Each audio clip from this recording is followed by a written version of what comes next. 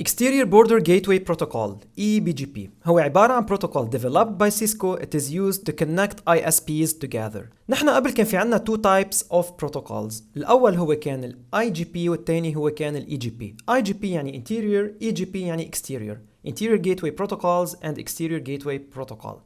مبدئيا الانتيريور جيتوي بروتوكولز حكينا عن قسم منهم الاي اي جي ار بي، منهم الاو اس بي اف والريب. هدول يستعملوا ضمن الاي اس بي الواحد، يعني اذا كان في عندي اي اس بي بده يعمل راوتينج انفورميشن بتوين اتس اون راوترز فاذا حيكون عم بيستعمل انتيريور جيتوي بروتوكولز. اما بالنسبه للكونكشن between the ISPs I have two ISPs with different names and different organization، فاذا انا هون بحاجه ل gateway، بحاجه ل protocol يلي هو ال EGP Exterior Gateway Protocol.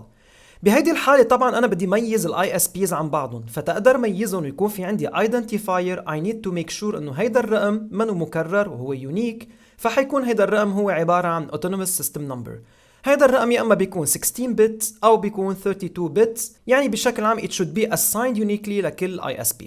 بما انه انا عم بحكي عن البي جي بي البوردر جيتوي بروتوكول، في عندي انا نوعين من البي جي بي، الاول هو الاكسترنال والثاني هو الانترنال.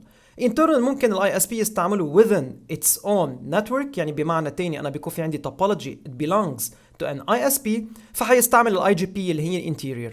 اما اذا بدي اعمل connection between the ISPs فاذا اكيد انا حالجا لبروتوكول مختلف الا وهو الاكستيريور جيتوي بروتوكول او الاكستيريور بوردر جيتوي بروتوكول. هالبروسيس of exchanging these information between these routers يلي هن موجودين عندي على الادج، بيكونوا موجودين عندي على طرف كل ISP، بيعملوا لي connection between BGP peers يعني زملاء موجودين عندي بين بعض. اكيد في شغله كتير مهمه انه انا I have to use BGP بهدول الحالات.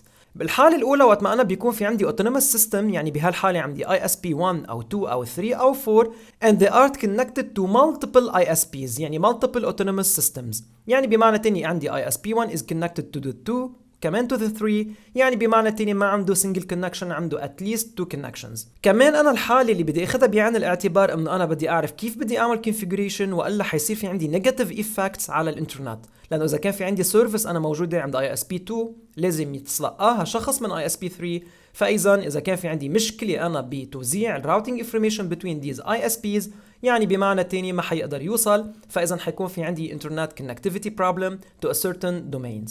فمشان هيك نحن بدنا ننتبه كتير منيح أي متى بنستعمل وما بنستعمل البي جي بي.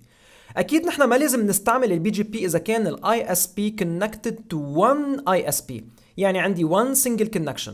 بهيدي الحالة أكيد إذا في عندي one link بيوصلني على another ISP ما عندي link تاني، هيدي أنا بصير بسميها single homed. شو معناتها؟ معناتها أنا I need to use the default route instead of BGP protocol.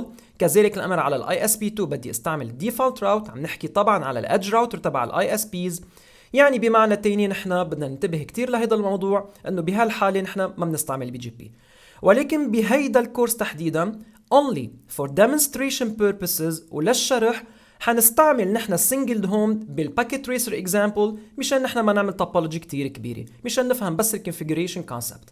ولكن مع السنجل هوم نستعمل الديفولت راوت. كيف بتكون انا عندي التوبولوجي موزعه اذا كان في عندي انا more than one ISPs connected together؟ حاخد بهذا الاكزامبل انا طبعا السنجل هوم only for demonstration purposes مثل ما اتفقنا. عندي اول ISP عنده الشكل التالي، عم بيستعمل الانتيريور جيتوي بروتوكول within its own routers، يعني بمعنى تاني انا هون ياخذ لي بهذا الاكزامبل اني انا عم بستعمل اي اي جي ار بي. الاوتونوموس سيستم نمبر يساوي 65001، يعني بمعنى تاني هيدا الرقم is uniquely assigned for this ISP، ما حدا من الاي اس بيز عندهم هيدا الرقم.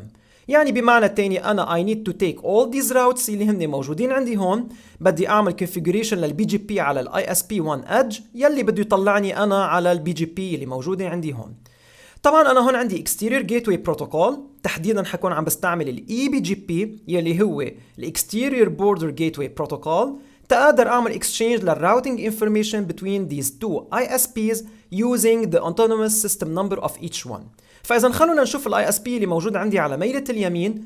هيدا الاي اس بي كمان عم بيستعمل interior gateway protocols، عنده autonomous system number مختلف عن هيديك، وعم بيستعمل بين الراوترز تبعونه الاو اس بي اف، يعني different interior gateway protocol مختلف عن هيديك الاي اس بي. تيصير في عندي exchange للinformation انا طبعا بحاجه اني اعمل configuration للاي بي جي بي between these two ISPs. ب different autonomous system number. يعني بمعنى تاني أنا وقت بدي أعمل configuration هيدي نحن بنكون already عملناها مسبقا وهالميلة عملناها مسبقا. we will not configure default route بهيدول الراوترز اللي موجودين عندي اللي هن الادجز. حاعمل configuration لل eBGP.